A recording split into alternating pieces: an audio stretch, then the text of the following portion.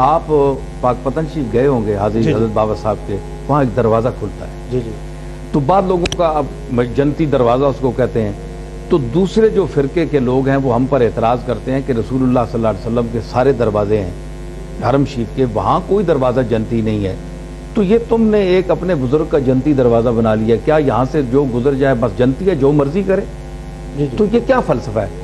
तो मैं उनसे यही कहता हूँ कि ये मतलब नहीं है कि ये जन्नती है। हमारे हज़रत निज़ामुद्दीन औलिया एक बहुत बड़ी शख्सियत हैं, हम उन पर झूठ का वो इम्कान जो है वो उन पर नहीं तोहमत लगा सकते कि माज़अल्लाह उन्होंने इतना बड़ा झूठ बोला होगा।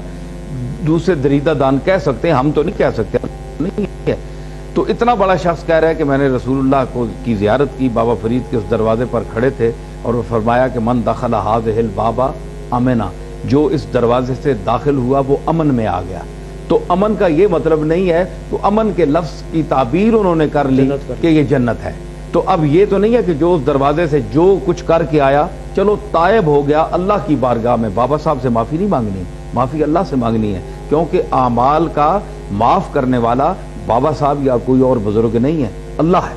अल्लाह से माफ़ी मांग के बाबा साहब के दरवाजे पर से गुजरे और ये कहे कि मैं आज से बाबा फरीद का तर्ज अमल इख्तियार कर रहा हूँ, या मेरे मालिक मुझे माफ़ी दे और मैं इस दरवाजे से गुजर रहा हूँ और वादा करता हूँ, बस अल्लाह उसको जन्नती बना दे, वो ठीक है। इकरार की मैं उनसे ये कहता हूँ कि अब जो कहे नहीं जी जन्नती है, जो कुछ बाहर निकल कर फिर जो भी अमल करे वो जन्नती है बहरहाल, तो मैं उनसे कहता हूँ कि कुरान मजीद, ये तो आपने दरवाज़ा हज़रत निज़ामुद्दीन औलिया के हवाले से इसको आप कहते हैं ना, तो जो कुरान मजीद में है मन दखलहू काना आमिना, कुरान ने बैतुल्लाह शरीफ के लिए कहा कि जो इस घर में दाखिल हुआ वो अमन में आ गया, वही लफ्ज़ अमन वाला। मक्का के मौके पर हुजूर यानी जो हज़रत निज़ामुद्दीन ने को हुजूर ने फरमाया ना, ये कश्फी एक हदीस है, ये उलमाए ज़ाहिर में इसको तस्लीम नहीं किया जाता।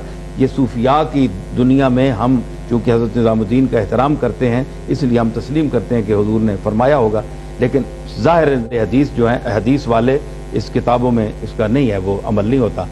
तो ये यहाँ भी लफ्ज़ आया कि वो अमना, कि मन दखला हाज़िहिल बाब अमना, जो फरीद के इस दरवाजे से दाखिल हो गया वो अमन में आ गया।